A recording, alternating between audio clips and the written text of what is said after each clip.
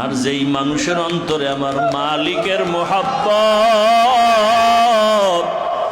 ওই বান্দা হাঁটতে চলতে সবসময় আমার মাওলাকে তালাশ করে। কেমন যেন মৌমাছির মতো গুনগুন গুনগুন করে আওয়াজ। মাওলার আশেকদের মাযহাব বড় আলাদা। ইশকে আশল আস্তে কুচু বড় ফরুক, हर से जुज माशूक बाकी जुमला सू।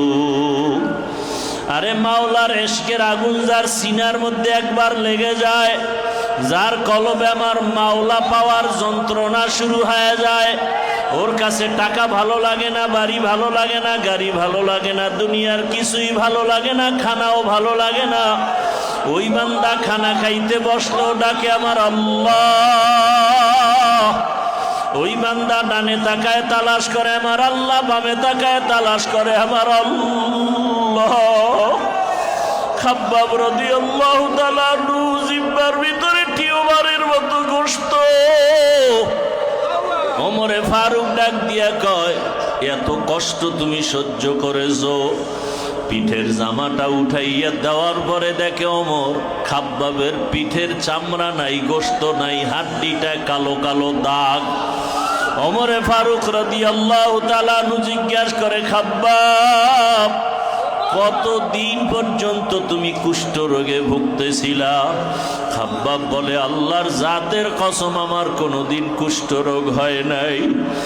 আমার কওমের দুশমনেরা, ইসলামের দুশমনেরা আমি কালেমা পড়ার অপরাধের কারণে, আমার মাওলাকে আমার আপন বানাবার অপরাধের কারণে আমার কওমের লোকেরা আগুনের কয়লা সাজাইয়া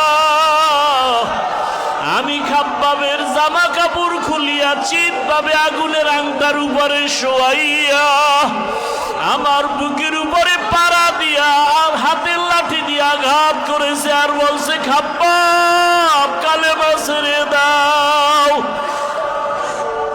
ওই আগুনের কয়লায় আমার চামড়াগুলো পুড়তেছিল, আমি নিজের কানে আওয়াজ শুনতেছি। আমার গোশতগুলো পুড়ে যায়, আমার চামড়াগুলো পুড়ে যায়।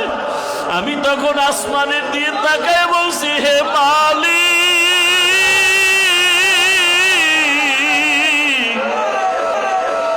দুনিয়ায় আমাকে কষ্ট দেয়, আগুনে জ্বালায়, সহ্য করা সম্ভব।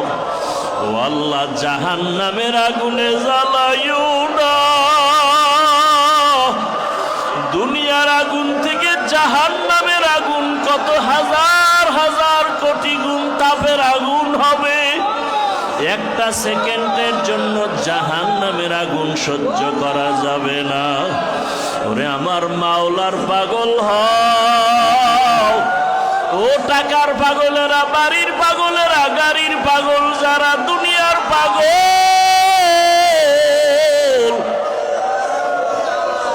আলেম হইয়াও টাকার পেছনে দৌড়াও, মাওলানা হইয়া, মুফতি হইয়া, কোরআন পড়িয়াও যারা দুনিয়ার পেছনে দৌড়াই, আসলে কোন দিকে যাইতেছি? ওই টাকা তো আমার কাজে আসবে না, বাড়ি আমার কাজে আসবে না, ছেলে আমার কাজে আসবে না। যেদিন আমার মাওলার অর্ডার হয়ে যাবে, আজরাইলেরে পাঠায় দিবে আর বলবে, যাও অমুক বান্দা বান্দির রূহটা নিয়ে আসো। অর্ডার হয়ে গেলে যখন আজরাইল আসিয়া রূহটা ধরা শুরু করবে, তখন আমি আলেম না, মুফতি না, মুহাদ্দিস দেখবে না, দেখবে আমি মাওলার পাগল নাকি দুনিয়ার পাগল।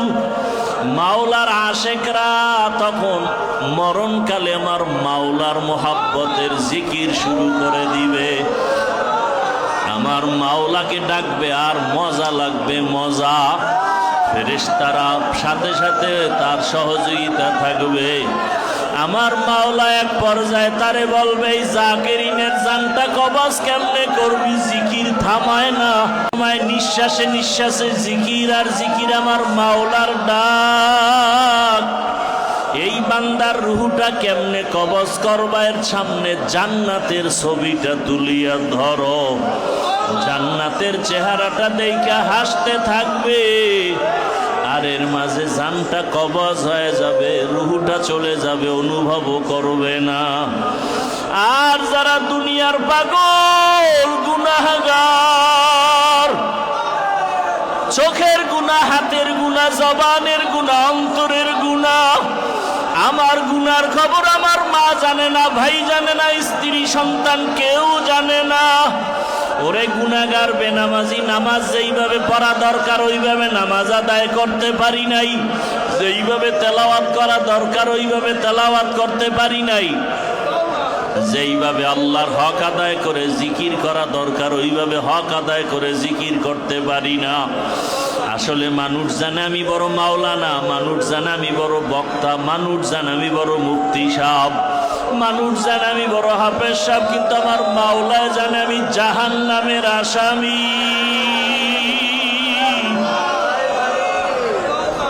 আমার জাহান্নামের আসামি। আমার হাত গুনার দ্বারা নাপাক, আমার গুনার কারণে আমার চোখ দুইটা নাপাক, আমার গুনার কারণে আমার জিহ্বা নাপাক, আমার অন্তর নাপাক। ওরে এমন অবস্থায় আজরাইল আসবে, আল্লাহ বলবে যাও এই নাফরমানের রূহটা ধরিয়া নিয়ে আসো। আজরাইলের আকৃতি দেখা রূহটা পালাইতে শুরু করবে, পালাইতে পারবে না। যখন আজরাইল রূহটা ধরিয়া একটা টান মারবে, ওই বান্দার রগগুলো ছিঁড়িয়া যাবে, চোখ উল্টায় যাবে, পানির পিপাসায় ছটফট করবে। আর যদি মাওলা আলেম হয় নাই, মুফতি হয় নাই, হাফেজে কোরআন না হইয়াও কলবটারে গুনাহমুক্ত করছে আমার মাওলার জিকির, হাঁটতে চলতে উঠতে বসতে সবসময় আমার মাওলাকে ডাকতো, আর আমার মাওলার নামের মোহাব্বতের গান গাইতো। আমার মাওলারে কোথায় গেলে পাওয়া যায়? আমার মাওলারে পাইয়াও বুঝি পাইলাম না। আমার আল্লাহকে কোথায় পাই? ওরে গাছের দিকে তাকাইয়া তালাশ করে আমার আল্লাহ, মাছের দিকে তাকাইয়া তালাশ করে আমার আল্লাহ, পানির দিকে তাকাইয়া তালাশ করে আমার আল্লাহ। আমার আল্লাহকে তালাশ করে আমার মাওলায় কই আমার মাওলা। গাড়ি পাইলাম, বাড়ি পাইলাম, টাকা পাইলাম, মাওলারে পাইলাম না। আমার আল্লাহ কয় তুই কই তালাশ করো? ওয়াফি আনফুসিকুম আফালা তুবসিরুন ওয়া হুয়া মাআকুম আইনামা কুনতুম ফাআইনামা তুওয়াল্লু ফাসাম্মা ওয়াজহুল্লাহ।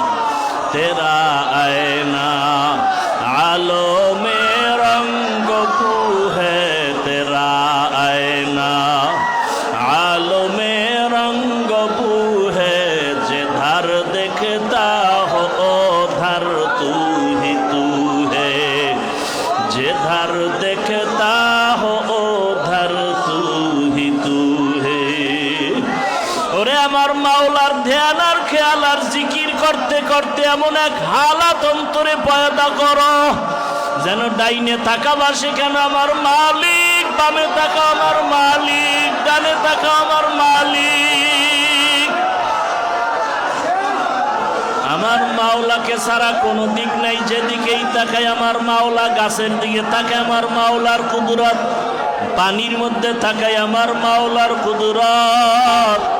আমি চিন্তা করে দেখলাম আমার মাওলা ছাড়া কিছুই নাই, নাই নাই নাই, কিছুই নাই, লা লা নাই, টাকা নাই, বাড়ি নাই, গাড়ি নাই, ছেলে নাই, মেয়ে নাই। আর আমার মাওলাকে কলবের মধ্যে জায়গা দাও। আসসালামু আলাইকুম ওয়া রাহমাতুল্লাহি ওয়া বারাকাতুহু। আলহামদুলিল্লাহি ওয়া কাফা ওয়া সালামুন আলা ইবাদিহিল্লাযীনা ইসতাফা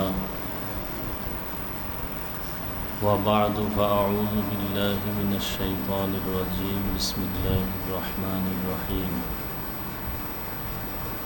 ইন্নাল্লাযীনা আমানু ওয়া আমিলুস সালিহাতি কানাত লাহুম জান্নাতুল ফিরদাউসি নুজুলা। وقال النبي صلى الله عليه وآله وسلم لا طاعة لمخلوق في معصية الخالق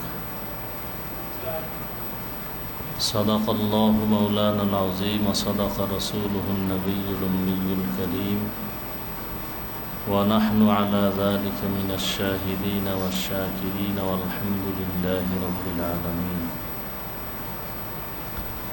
اللهم صل على محمد النبي الأمي وعلى آله وسلم تسليما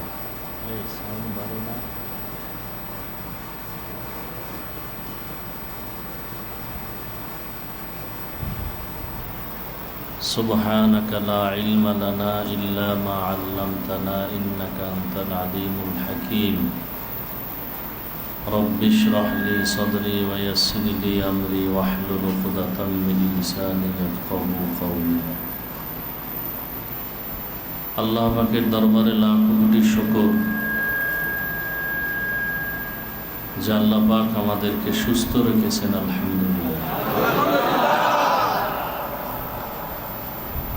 দরুদ ও সালাম সৈয়দুল মুরসালিন রহমাতুল লিল আলামিন শফিউল মুজনিবিন খাতামুন নবিয়্যিন সৈয়দুস সাকালাইন ইমামুল মুরসালিন হযরত মুহাম্মদুর রাসূলুল্লাহ সাল্লাল্লাহু আলাইহি ওয়া আলিহি ওয়াসাল্লামের উপর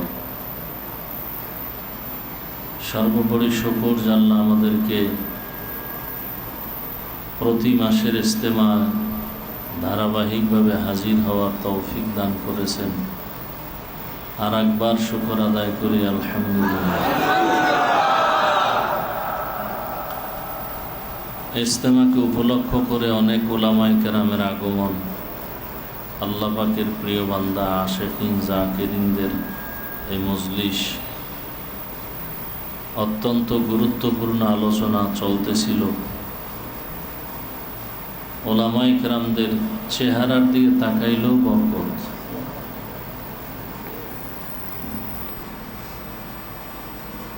যত বড় আলেম বুজুর্গ তাদের আলোচনার মধ্যে অল্প কথার মধ্যেও বরকত অনেক বেশি নবীজি বলছেন তোমরা ওলামায়ে কেরামদের মজলিসে বেশি বেশি বসো বসলে কি লাভ হবে নবীজি বলেন মুর্দা দিল জিন্দা হয়ে যাবে মুর্দা দিল কেমন জিন্দা বলে কামা ইউহয়িল আরদাল মাইতাতা বিওয়াবিলিল মাতা রোদের গরমে প্রচণ্ড তাপে জমিন ফাটল ধরে শুকায় যায় সেখানে আর চাষাবাদ চলে না ফসল হয় না সেই শুকনা জমিন মুহূর্তে আল্লাহ রহমতের বৃষ্টি দিয়া নরম বানায় দেয় ঠিক তেমনিভাবে যারা গুনাহ করার কারণে কলবটা বিক্ষত ক্ষতবিক্ষত হয়ে গেছে ফাটল ধরে গেছে এখন আর নেক আমলের ফসল জমে না চাষাবাদ চলে না জিকিরের আওয়াজ নেই নামাজ পড়তে মজা লাগে না তেলাওয়াতে মজা লাগে না এই যে গুনাহের কারণে এই অবস্থা আলেম ওলামাদের মজলিসে বসলে তাদের নেক নজর লাগলে আল্লাহর রহমতের বৃষ্টি যখন বর্ষণ হয় তখন ওই গুনাহগার মানুষের অন্তরগুলো রহমতের কারণে আস্তে আস্তে নরম হয়ে যায় আর নরম হয়ে গেলে তখন নেক আমলের ফসল উৎপাদন হইতে থাকে আগে নামাজ পড়তে ভালো লাগতো না আর এখন নামাজ না পড়লে ভালো লাগে না আগে রোজা রাখতে ভালো লাগতো না এখন রোজা না রাখলে ভালো লাগে না আগে জিকির করতে ভালো লাগতো না এখন জিকির না করলে ভালো লাগে না তাহলে এখন আপনার আমার হালাতটা দেখি তো আলেম ওলামাদের মজলিসে বসলে নেক আমল করার আগ্রহ কমে না বাড়ে তাহলে এটাই তো প্রমাণ এরপরে আপনি বাড়ি গিয়ে দেখবেন নামাজ পড়তে আপনার কাছে ভালো লাগে না পড়তে কষ্ট লাগে তখন আপনি বুঝবেন আপনার অন্তরের কি হালাত কলবের কি হালাত দুনিয়ার মানুষ ডাক্তারেরা শরীরের চেক আপ করে, পরীক্ষা করে, ঔষধ দেয়। আর আল্লাহওয়ালাদের মজলিস, ওলামায়ে আহলে হকের মজলিসে রুহের ঔষধ দেওয়া হয়, কলবের চিকিৎসা হয়। আল্লাহ তাআলা বলেন, জান্নাত থেকে আমি পাঠাইছি, আবার আমি জান্নাতে নিয়ে আসবো সবাইকে। শুধু নিয়েই আসবেন না, বরং আল্লাহ বিনা হিসাবেই জান্নাত দিয়ে দিবেন। তবে বিনা হিসাবে জান্নাত আল্লাহ কাদেরকে দিবেন? যারা দুইটা কর্মসূচি পালন করবে। ইন্নাল্লাযীনা আমানু ওয়া আমিলুস সালিহাত, যারা ঈমান আনবে আর নেক আমল করবে। কানাত লাহুম জান্নাতুল ফিরদাউসি নুজুলা, শুধু জান্নাত না, উত্তম জান্নাত, জান্নাতুল ফিরদাউস। ইজা সাআলতুমুল্লাহা ফাসআলুহুল ফিরদাউসা, আল্লাহর রসুল বলেন, তোমরা যদি জান্নাত চাও আল্লাহর কাছে, তো জান্নাতুল ফিরদাউস চাইও, কারণ এটা শ্রেষ্ঠ জান্নাত, বড় দামি জান্নাত। আল্লাহ আমাদের সবাইকে জান্নাতুল ফেরদাউসের মেহমান হিসাবে কবুল করেন। সেই জান্নাতুল ফেরদাউস পাওয়ার জন্য কয়টা কাজ? দুইটা, ঈমান আর নেক আমল। কোরআনে যেখানে ঈমানের বয়ান, সেখানে সাথে সাথে আমলের বয়ান। কারণ কি? বলে ঈমান আছে, আমল নাই, ব্যর্থ। আবার ঈমান ছাড়া যদি আমল করে, সেটাও কি? ব্যর্থ, কোনো কাজে আসবে না। ঈমানটা আপনার পরিপূর্ণ লাগবে, আমলটাও আপনার ভালো আমল লাগবে। পরিপূর্ণ ঈমান কি? বুঝবো কিভাবে আমার ঈমান এখন পূর্ণ? আল্লাহ বিভিন্ন আয়াতে বলছেন, ইয়া আইয়ুহাল্লাযীনা আমানু দুখুলু ফিস সিলমি কাফা, ও মুমিনেরা, তোমরা ইসলামের মধ্যে পরিপূর্ণ ঢুকে যাও। তাহলে আমরা মুমিন যারা ইসলামের মধ্যে পরিপূর্ণ এখনো ঢুকতে পারিনি। আবার এক আয়াতে আল্লাহ বলেন, ইয়া আইয়ুহাল্লাযীনা আমানু আমিনু বিল্লাহি ওয়া রাসূলিহি, হে মুমিন, তোমরা আল্লাহ ও রসুলের উপরে ঈমান আনো। ঈমান আনলেই তো মুমিন হয়। আবার আল্লাহ মুমিনকে বললেন ঈমান আনো, তাহলে মুমিনকে ডাবল দাওয়াত দেওয়া হইল না? মুমিনকে বললেন, হে মুমিনেরা, আল্লাহর উপরে রসুলের উপরে কি আনো? ঈমান আনো। আল্লাহ এবং রসুলের উপর ঈমান আনো। তো ঈমান তো আনছি, না হয় মুমিন হইলাম কিভাবে? আবার কেন আল্লাহ ঈমান আনতে বললেন? ওই যে এক হাদিস আছে না, লা ইউমিনু আহাদুকুম হাত্তা আকুনা আহাব্বা ইলাইহি মিন ওয়ালিদিহি ওয়া ওয়ালাদিহি ওয়ান নাসি আজমাইন। নিজের সন্তান, পরিবার থেকে আল্লাহর রসুলকে ভালো না বাসলে তার ঈমান কামেল হবে না। আমরা নামাজ ভঙ্গের কারণ শুনি, অজু ভঙ্গের কারণ 7টা বয়ান শুনি, ঈমান ভঙ্গেরও এরকম কারণ আছে। গুনাহে কবিরা এমন আছে যার দ্বারা ঈমান ভেঙে যায়, ঈমান থাকে না। শিরিকের মাধ্যমে, কুফরির মাধ্যমে ঈমান ভেঙে যায়, নতুন করে আবার নবায়ন করা লাগে। তো ঈমান আমাদের পরিপূর্ণ থাকলে আমরা ঈমানের লাইনে কামিয়াব। এরপরে হলো আমল, নেক আমল। আল্লাহ একাতে বলেন, আইয়ুকুম আহসানু আমালা। আল্লাহ মানুষ বানাইছেন আমলের পরীক্ষা নেওয়ার জন্য। আর আমরা এখন শুনি আমল বেশি লাগে না। চরমনার মরহুম হুজুর বলতেন যে জোরে জোরে জিকিরের বিরোধিতা যারা করে, এরা আস্তে আস্তে জিকিরও করে না। আসলে এরা জলি জিকির বা জোরে জিকিরের বিরোধী না, এরা মূলত জিকিরেরই বিরোধী। যার জিকির নাই, হাদিস শরীফ, মাসালুল্লাযী ইয়াযকুর রাব্বাহু মাসালুল হাই ওয়ালা ইয়াযকুর রাব্বা মাসালুল হাইয়্যি ওয়াল মাইয়্যিত। যারা আল্লাহর জিকির করে আর যারা করে না, এগো মেসাল কি? মরণ আর জীবিত।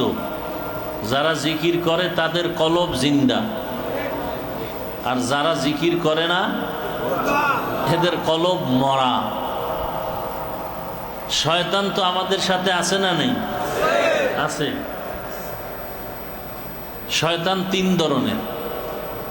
নফস শয়তান, এটা ভিতরে আছে। নামাজে দাঁড়াইলো এই শয়তান আছে না নাই?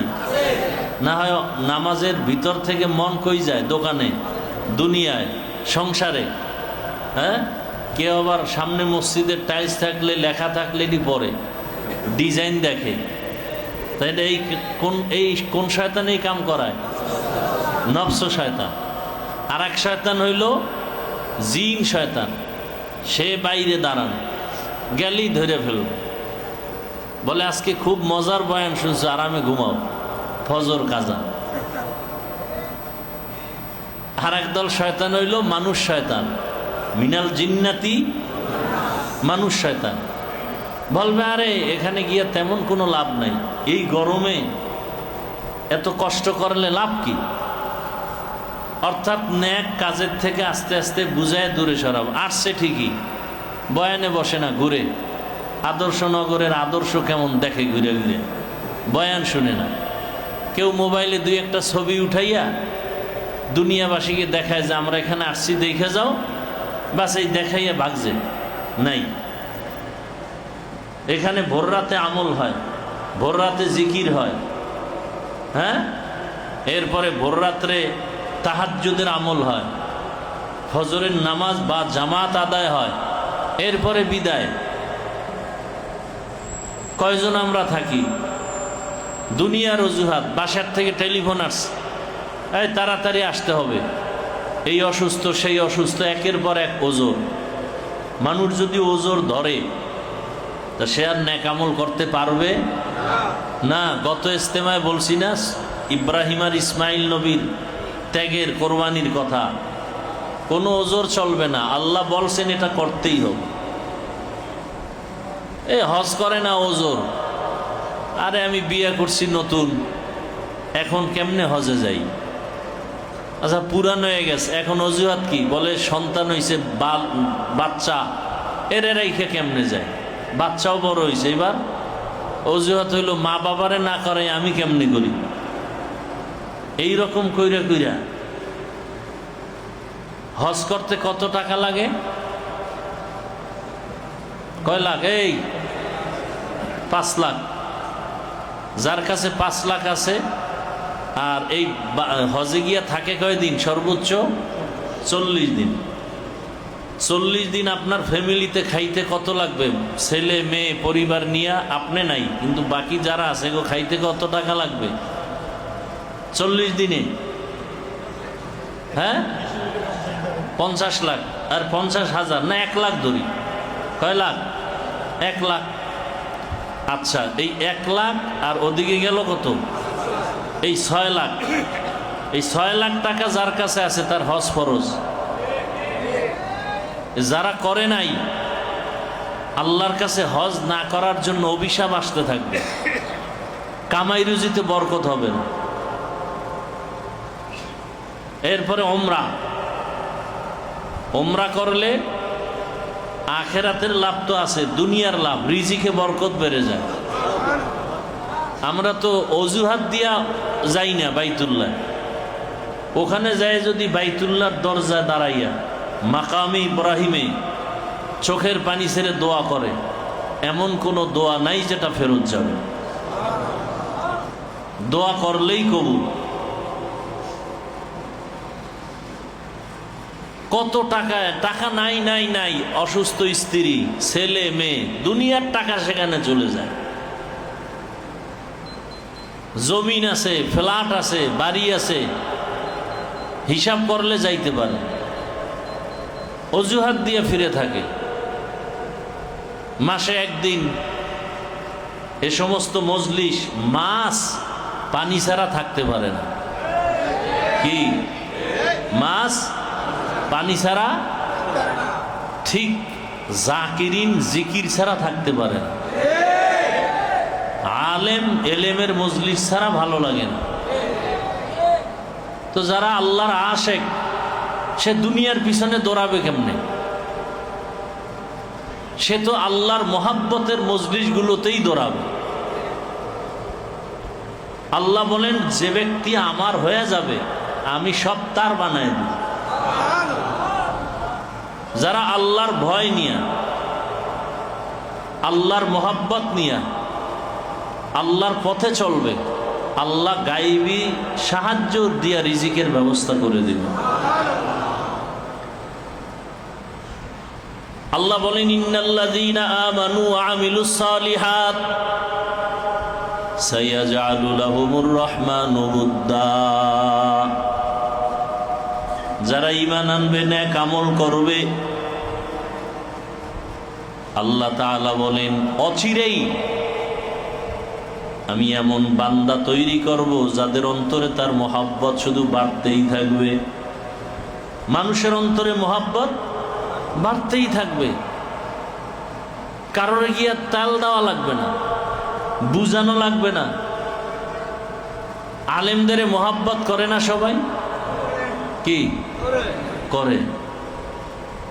কলিজা কাইটা দিতে চায়, কোটি কোটি টাকা দিতে চায়।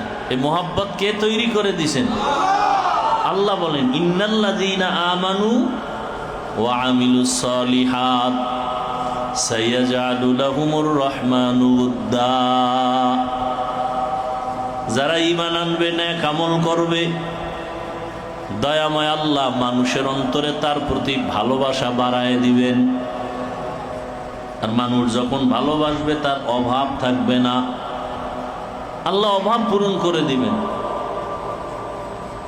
সাহাবায়ে কেরাম ঈমান মজবুত কেমনে করবে? এর একটা স্কেল লাগে না, মাপকাঠি লাগে না?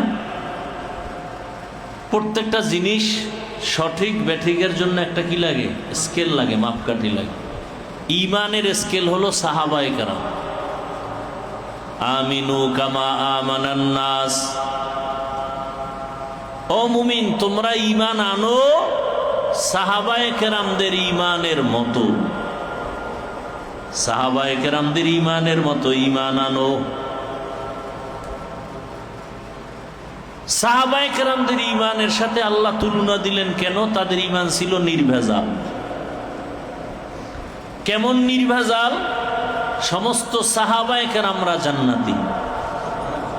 আরো আসতে বলেন। আমরা জানি 10 জন সাহাবা জান্নাতের সুসংবাদ পাইছেন। এটা শুধু 10 জনের মধ্যে সীমাবদ্ধ না, এটা প্রসিদ্ধ। আরো জান্নাতের সুসংবাদ পানেওয়ালা আছে তো।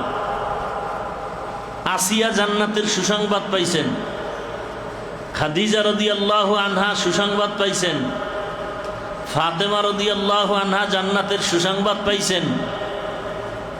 আফ্রিকার জঙ্গলের কালো জান্নাতের সুসংবাদ। নবীজি বলেন, আমি জান্নাতে গিয়া বেলালের হাঁটার আওয়াজ পাইছি। এ 10 জনার সিরিয়ালে নাই, কিন্তু জান্নাতের সুসংবাদ আছে না নাই? খবর কে কয়? নবী। বেলালের ঈমান কেমন? বাড়ি ছাড়লো, ঘর ছাড়লো, মা বাবা সব ছাড়লো। এরপরে গোলামির রশি গলায় লাগাই উমাইয়ার বাড়ি গেল। উমাইয়া দেখে বেলাল ঠোঁট নাড়ায় যেন কি কয়। বলে, বেলাল কি বলো? বলে, আমার রবের জিকির করি। বাধা আসতেছে, বেলালের জিকিরের পাওয়ার বাড়তেছে। এতদিন আস্তে আস্তে এখন কি? আহাদ আহাদ আহাদ, কুল হুয়াল্লাহু, কুল হুয়াল্লাহু লাম ইয়ালিদ লাম ইউলাদ উলায়ে কাস ওয়ালিদ মাউলুদরা উ খালেকাস। লাম ইয়ালিদ লাম ইউলাদ উলায়ে কাস ওয়ালিদ মাউলুদরা উ খালেকাস। মানিও এক, ওয়াহেদুন মানিও।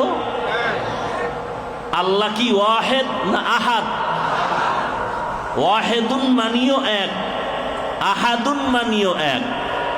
আল্লাহ ওয়াহেদুনের এক না, আহাদুনের এক। বলে কেন?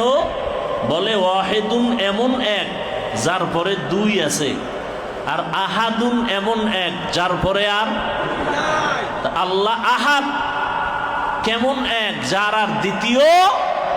লাম ইয়ালিদ লাম ইউলাদে উলায়ে কাস ওয়ালিদু মাউলুদেরা উ খালেকাস। আল্লাহ কাউকে জন্ম দেন নাই, কেউ তাকেও কেউ জন্ম।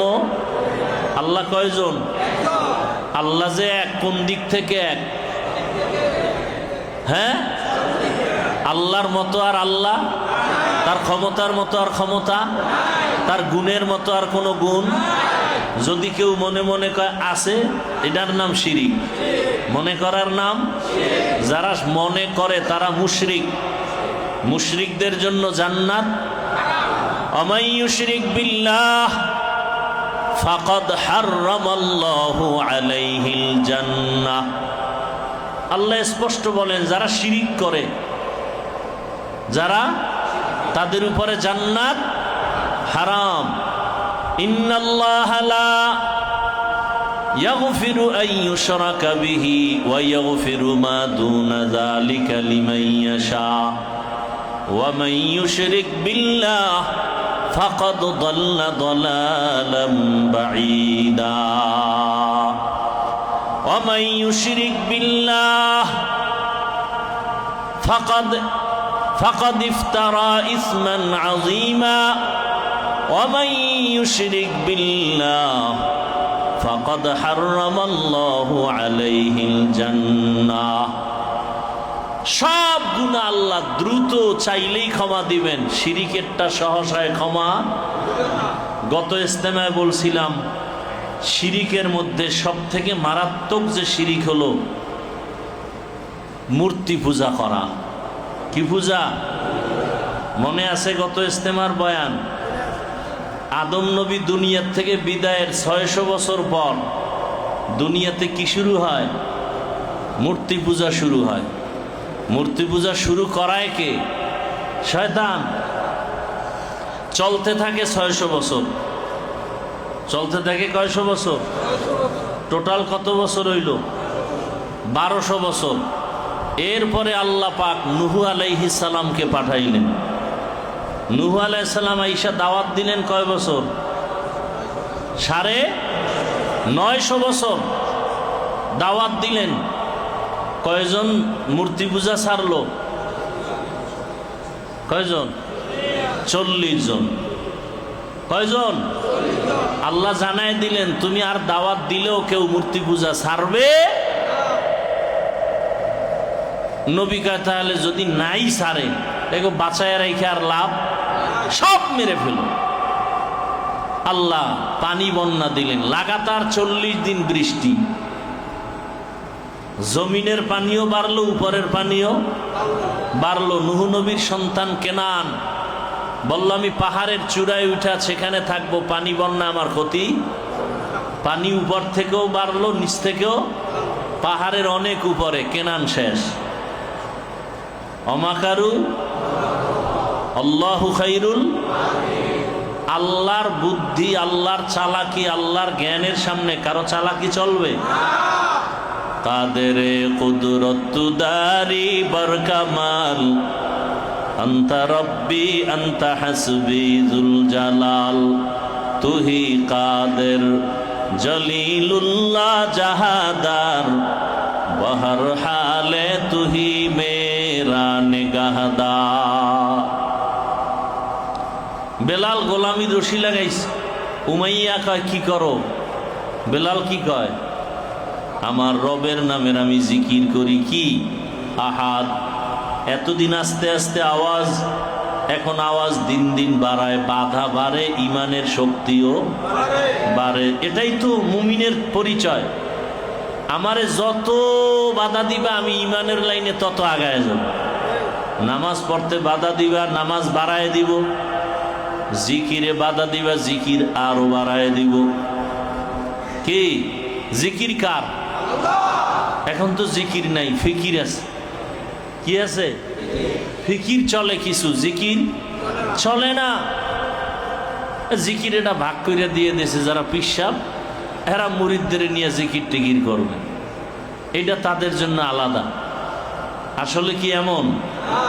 জিকরে হাকা মুদগিজাই রুহেরা মরহমা মুদঈদলে মজরুহেরা দিল জু খালি याद हक से आए जवा खानाए शैता है ओ दिल बेगुमा ला इलाहा इल्लल्लाह ला इलाहा इल्लल्लाह ला इलाहा इल्लल्लाह ला इलाहा इल्लल्लाह ला इलाहा ইল্লাল্লাহ লা ইলাহা ইল্লাল্লাহ লা ইলাহা ইল্লাল্লাহ লা ইলাহা ইল্লাল্লাহ লা ইলাহা ইল্লাল্লাহ। খারাপ লাগেনি? কার জিকির? কার জিকির? কোন পিসাবের নামের? হ্যাঁ, মুসা আলাইহিস সালাম কে? গরম নবী, নরম না গরম? আল্লাহকে একদিন বলেন, হে আল্লাহ, আমারে এমন একটা জিকির শিক্ষা দাও যেটা নতুন আর কাউকে তুমি দাও নাই। আবু সাঈদ খুদরি রাদিয়াল্লাহু তাআলা আনহু থেকে হাদিস বর্ণিত, মুসা আলাইহিস সালামকে আল্লাহ বলেন, মুসা তুমি এই কালেমা পড়ো, লা ইলাহা ইল্লাল্লাহ লা ইলাহা ইল্লাল্লাহ লা ইল্লাল্লাহ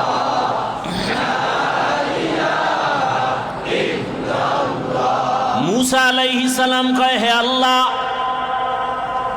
এটা তো পুরান জিকির, এটা তো সবাইরই তুমি দিছ।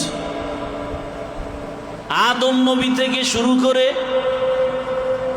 এক আওয়াজ, এক আল্লাহর ইবাদতের দাওয়াত,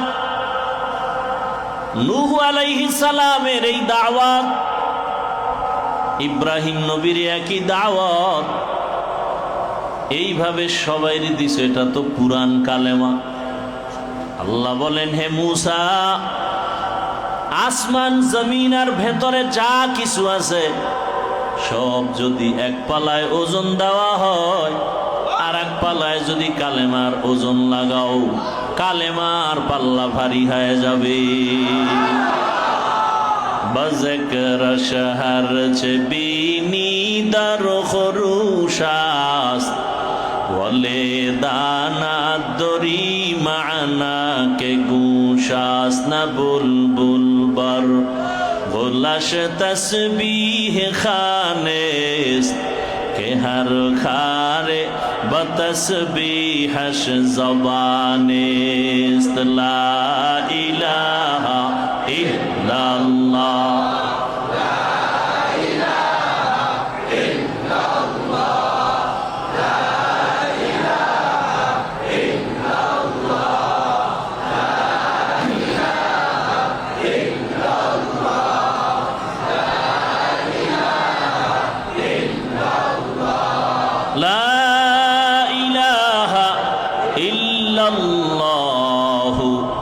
মুহাম্মাদুর রাসূলুল্লাহ।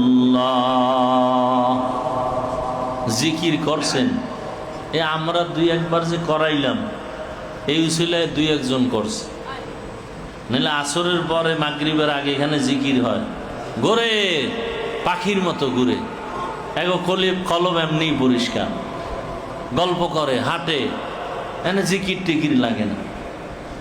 অথচ আল্লাহর কসম খাইয়া বললেও ভুল হবে না, চোখ দুইটা বন্ধ করে নিয়ম অনুযায়ী ধ্যান ও খেয়ালের সাথে আমার মাওলাকে ডাকলে জাগায় তার চোখ থেকে পানি অনর্গল পড়া শুরু হয়ে যায়, মনে হয় যেন ঝর্ণা শুরু হয়ে গেছে, ঝর্ণা। কি আমি আলেম, মাওলানা, মুফতি, মুহাদ্দিস, চোখে পানি নেই? চোখে কি নাই? পানি নাই। আরে একটা ময়লাযুক্ত কাপড়কে যদি বারবার সাবান লাগানো হয়, যত লাগাইবে তত কি আয়নার মতো পরিষ্কার হবে।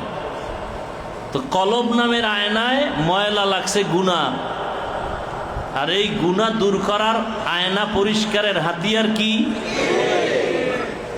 লিকুল্লি শাইইন সিকালাহ ওয়া সিকালাতুল কুলুবি যিকরুল্লাহ। এত হাদিস পড়ে এই হাদিসগুলো চোখে বাজে না আমার? হ্যাঁ, আশ-শাইতানু জাসিমুন আলা কলবি ইবনি আদম। শয়তান হাঁটু গাইরা বসে থাকে বনি আদমের কলবে। ফাইদা যাকারাল্লাহ খানাসা ওয়া ইযা গাফালা ওয়াসওয়াসা। যখন বান্দা আমার আল্লাহর জিকির শুরু করে দেয় তখন আর কলবে শয়তান থাকতে পারে না। যখন আবার জিকির ছাইরা দেয় তখন আবার কলবে ওয়াসওয়াসা শুরু করে। মাওলার জিকির এমন এক পাওয়ারওয়ালা অ্যাটম বম, যার সামনে কোনো কিছুই দাঁড়াতে পারে না। এটা শুধু বয়ান করি, বাস্তবে আমরা বুঝি না, কারণ জিকির করি না। চোখ দুইটা বন্ধ করে ধ্যান ও খেয়ালের সাথে আল্লাহওয়ালা আহলুল্লাহ যারা পীর মাশায়েখরা যেভাবে বুঝান যে কবরের মোরাকাবা, মরণের মোরাকাবা কইরা জিকির করো, আরে কিচ্ছু লাগবে না। আলেমরা তো লা ইলাহা ইল্লাল্লাহ মুহাম্মাদুর রাসূলুল্লাহর তরজমাটা বুঝে, এটা বুঝে না? হ্যাঁ, এই তরজমাটা দিলের মধ্যে ঢুকায় খালি জিকির করুন, লা ইলাহা, খালি এতটুকু। কি কোনো ইলাহ নাই? এই এখানে কি চায়? লা ইলাহা, এটা বলার দরকার কি? কোনো ইলাহ নাই, এটা বললে তো হয়। হুয়াল হাইয়ুল, আল্লাহ একমাত্র আছেন, এটাই বললে হয়। কেউ নাই বলার দরকার কি? আল্লাহ আছেন এটা বললেই তো হয়। কেউ নাই, এরপরে আবার আল্লাহ আছেন। এই যে নাই নাই শব্দটা কেন সামনে? নফি ইসবাত, নফি, শুরুতে নফি। লা ইলাহা, কোনো ইলাহ, কোনো ইবাদতের উপযুক্ত কেউ নাই, রিজিক দাতা নাই, হায়াত দাতা নাই। হ্যাঁ, এই ধ্যানটা অন্তরে ঢুকায় যদি চোখ বন্ধ করে, লা ইলাহা, আমার কোনো ইলাহ নাই, আমার কোনো মাবুদ নাই। লা মাশুকা, আমার কোনো মাশুক নাই। লা মাহবুবা, আমার কোনো ভালোবাসার ব্যক্তি নাই। লা মাকসুদা, আমার কোনো মাকসুদ নাই, আমার কোনো উদ্দেশ্য নাই। আমার যা বলি, আমার টাকা, আমার বাড়ি, আমার গাড়ি, আমার ছেলে, আমার মেয়ে, আরে এক সময় দেখি কিছুই নাই। এমন কি নাই নাই করতে করতে আমিও নাই। ইল্লাল্লাহ, কে আছেন? এইভাবে যদি কেউ ধ্যান করে জিকির করে, এত কলবের সাথে মাওলার তাআল্লুক তৈরি হইতে আর সময় লাগবে না। সে চোখ দুইটা বন্ধ করবে, বসে থাকবে জমিনে, কলবের সম্পর্ক ঘুরতে থাকবে আরশে আজিমের সাথে। এই জিকিরই তো নাই, বরং বিরোধিতা আছে। কি আছে? বিরোধিতা আছে। জোরে জিকির করা যাবে না, ইল্লাল্লাহ জিকির করা যাবে না, আল্লাহ আল্লাহ বলা। বেলাল যে কি কইছে, আহাদ আহাদ আহাদ মানে কি? এক এক এক এক, তো কি বুঝাইল? এটা তো সহি কথা। বেলাল শুধু আহাদ আহাদ বলছে, তার মর্যাদা কমছে না বাড়ছে? তাহলে আমি আল্লাহ আল্লাহ বললে মর্যাদা কমবে কেন? আরে আমার দিলের হালাত তো তুমি জানো না। হ্যাঁ, দিল্লি শাহী জামে মসজিদে, কোথায়? দিল্লি, ইমানের আলোচনা চলতেছে। দিল্লি শাহে জামে মসজিদের খতিব শাহ ওলিউল্লাহ মুহাদ্দিস দেহলভী রহমতুল্লাহ আলাইহ। এই যত দাঁত বেদাত উল্টা পাল্টা আহলে হাদিস, এরপরে যারা আছে যত ফেরকা, এরা কোরআনের পরে হাদিস যদি শিখতে যায়, শাহ ওলিউল্লাহকে ডেঙ্গিয়ে যেতে পারবে? সে জামে মসজিদের খতিব। কোন জায়গা? দিল্লি রাজধানী। এখনো সে মসজিদ আছে বিশাল। মহিলারা যায় ছবি তুলতে। কিয়ামতের আলামত আমগো দেশে আছে না?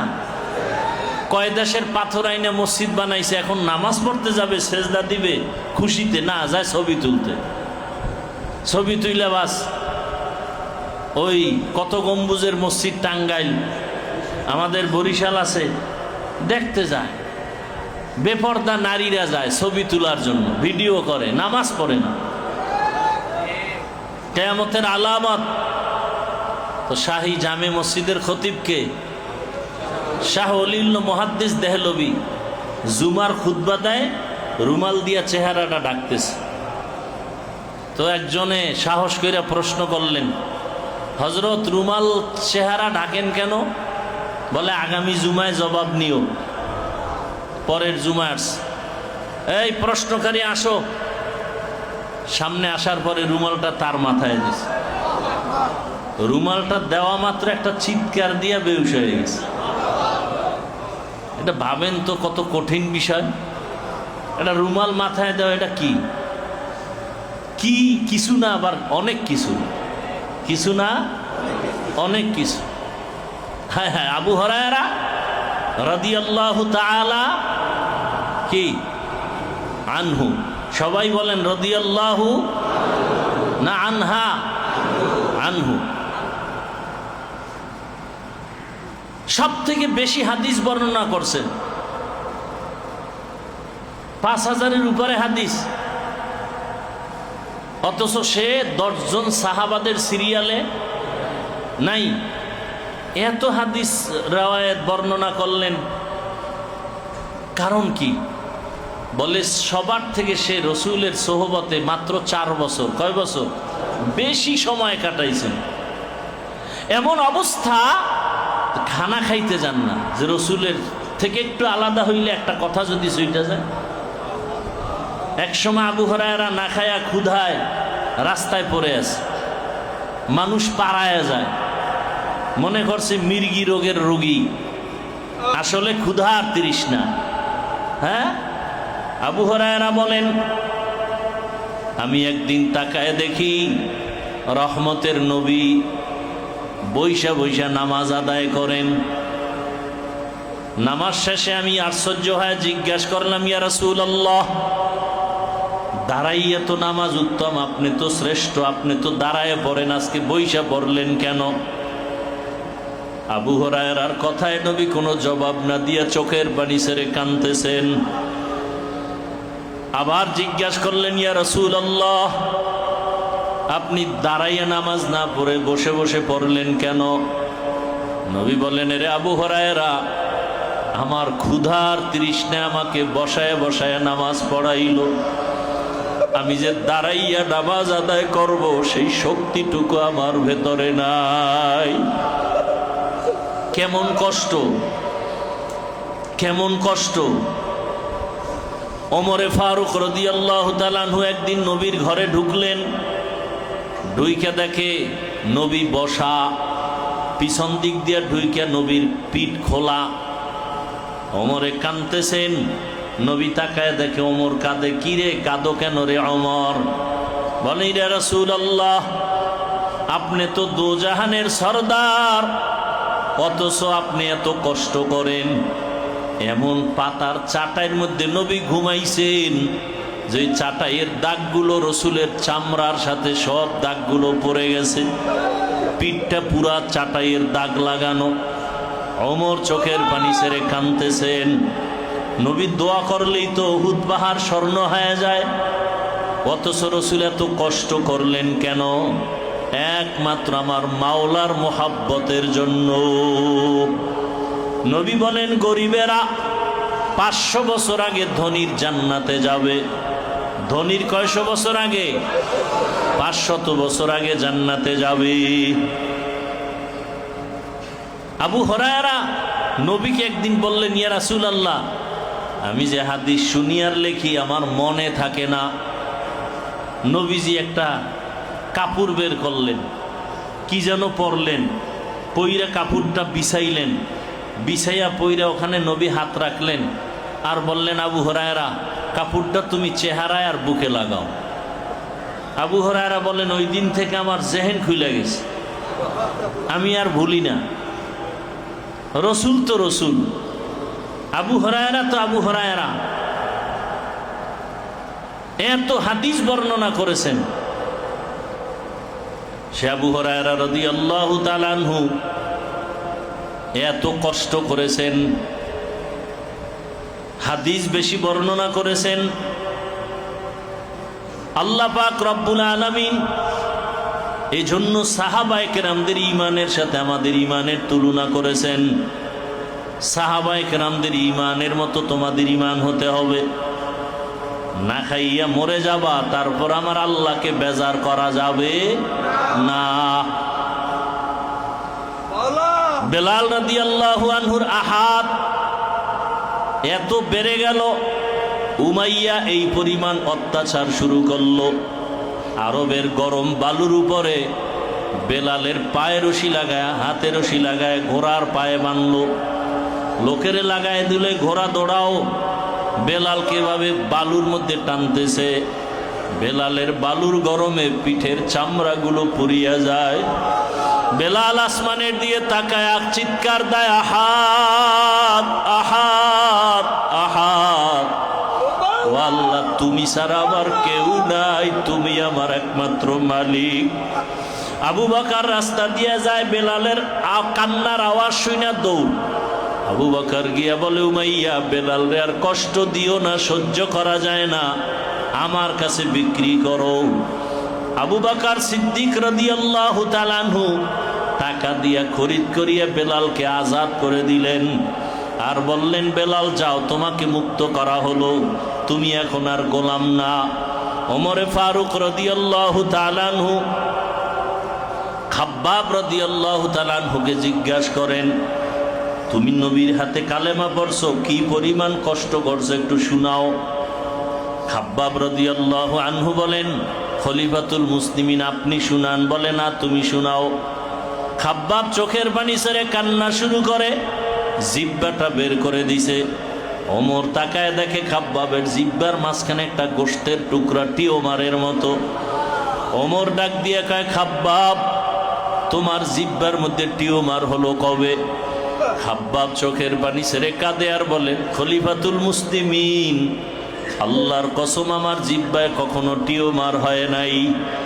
আল্লাহর রসুলের হাতে কালেমা পড়ার অপরাধের কারণে, আল্লাহর উপরে ঈমান মজবুত করার কারণে আমার কওমের দুশমনের আমার হাতে পায়ে রশি লাগাইয়া পাহাড়ে নিয়া, পাহাড়ের তাজা কাটা আনিয়া কয়েকজনে ধইরা আমার জিহ্বাটা বের করিয়া পাহাড়ের কাটা ঢুকাইয়া, একবার জিহ্বার মধ্যে কাটা ঢুকাইছে আর বের করছে আর বলছে, খাব্বাব, কালেমা ছেড়ে দিবা কিনা বলো। আমি এত কষ্টের মধ্যে আমি সেই সময় বলছি, আমার মালিক লা ইলাহা ইল্লাল্লাহ। আরে আল্লাহর জিকিরের মজাই তো বুঝি না রে বাবা। যে মিষ্টি না খায় সে মিষ্টির মজা বুঝে না। যে ধ্যান ও খেয়ালের সাথে আমার মাওলাকে নিয়ে চিন্তা না করে সে মাওলার মোহাব্বত পায় না। আরে আমার মাওলাকে পাওয়ার জন্য একটা মজা দিলের মধ্যে লাগবে। আরে যার মধ্যে মজা লাগবে সে যেই জিনিসকে মজা পায় ওই জিনিসের জন্য পাগল হয়ে যায়। মান আহাব্বা শাইআন আকসারা যিকরাহু, যে যেই জিনিসকে ভালোবাসে মোহাব্বত করে ওই জিনিসের স্মরণ বেশি করে। যে দুনিয়াকে ভালোবাসে সে দুনিয়া দুনিয়া জিকির করে, যে টাকা পয়সা পেছনে দৌড়ায় টাকাকে ভালোবাসে, টাকা পয়সা নিয়ে পেরেশান, জিকির ফিকির টাকা পয়সা। আর যেই মানুষের অন্তরে আমার মালিকের মোহাব্বত, ওই বান্দা হাঁটতে চলতে সবসময় আমার মাওলাকে তালাশ করে। কেমন যেন মৌমাছির মতো গুনগুন গুনগুন করে আওয়াজ। মাওলার আশেকদের মাযহাব বড় আলাদা। ইশকে আশল আস্তে কুচু বড় ফরুক, हर से जुज माशूक बाकी जुमला सू। আরে মাওলার ইশকের আগুন যার সিনার মধ্যে একবার লেগে যায়, যার কলবে আমার মাওলা পাওয়ার যন্ত্রণা শুরু হয়ে যায়, ওর কাছে টাকা ভালো লাগে না, বাড়ি ভালো লাগে না, গাড়ি ভালো লাগে না, দুনিয়ার কিছুই ভালো লাগে না, খানাও ভালো লাগে না। ওই বান্দা খানা খাইতে বসলো, ডাকে আমার আল্লাহ। ওই বান্দা ডানে তাকায় তালাশ করে আমার আল্লাহ, বামে তাকায় তালাশ করে আমার আল্লাহ। খাব্বাব রাদিয়াল্লাহু তাআলা জিহ্বার ভিতরে টিউমারের মতো গোশত। ওমরে ফারুক ডাক দিয়া কয়, এত কষ্ট তুমি সহ্য করেছো। পিঠের জামাটা উঠাইয়া দেওয়ার পরে দেখে ওমর খাব্বাবের পিঠের চামড়া নাই, গোশত নাই, হাড্ডিটা কালো কালো দাগ। ওমরে ফারুক রাদিয়াল্লাহু তাআলা জিজ্ঞাসা করে, খাব্বাব কতদিন পর্যন্ত তুমি কুষ্ঠ রোগে ভুগতেছিলা?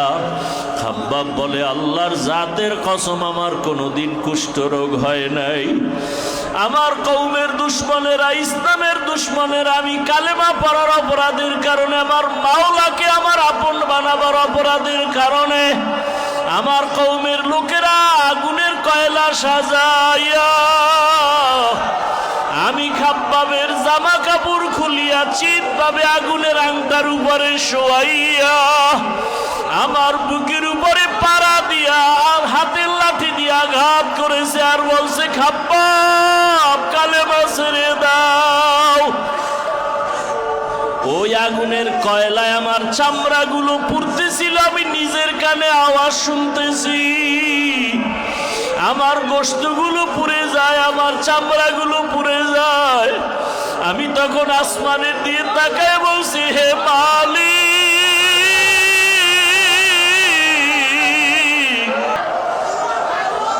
আমার মাওলাকে কলবের মধ্যে বসাও।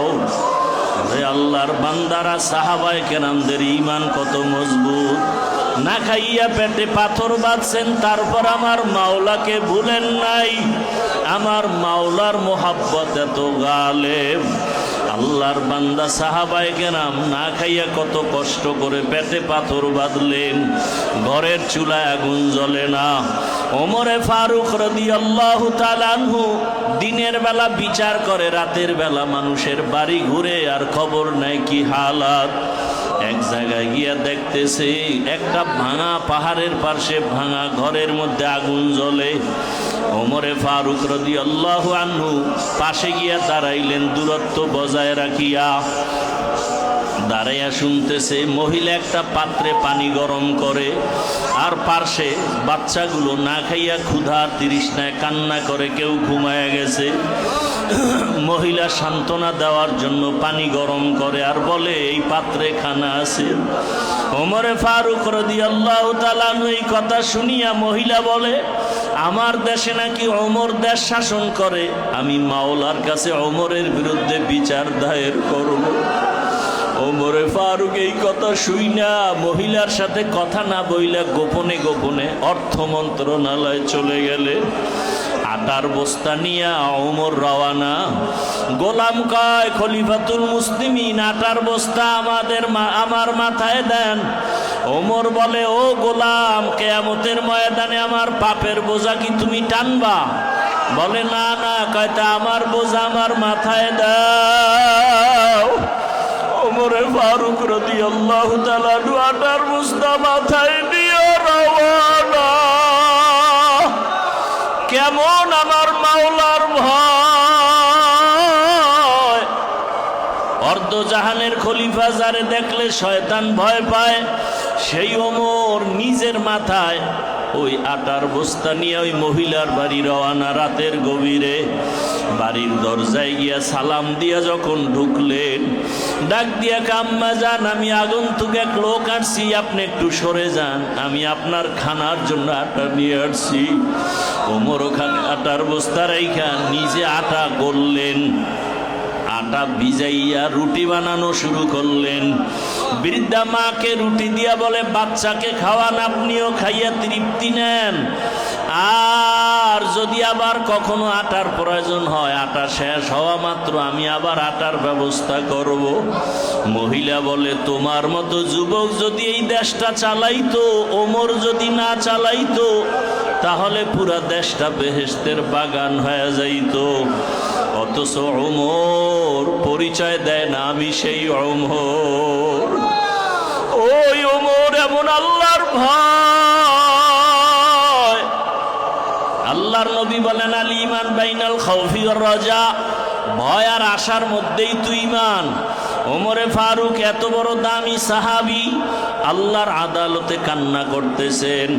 আল্লাহ যদি ঘোষণা করেন সব মানুষ জান্নাতে যাবে, একটা মানুষ জাহান্নামে যাবে, আমি ওমর ভয় পাই ওই জাহান্নামের আসামি আমি হইয়া যাই নাকি।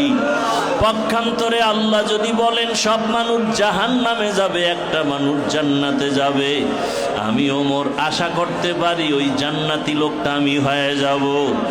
আল্লাহর রহমতের আশাও ছাড়া যাবে না, আবার জাহান্নামের ভয় থেকেও নিরাশ হওয়া যাবে না। আরে আমি আল্লাহর রহমতের আশা তো করবই, কিন্তু গুনার ভয়। ওমরে ফারুক যদি জাহান্নামের ভয়ে কান্না করেন, আবু বকর যদি জাহান্নামের আযাবের ভয়ে কান্না করেন, আজকে দুনিয়ার গরম সহ্য করতে পারি না, কত কষ্ট লাগে।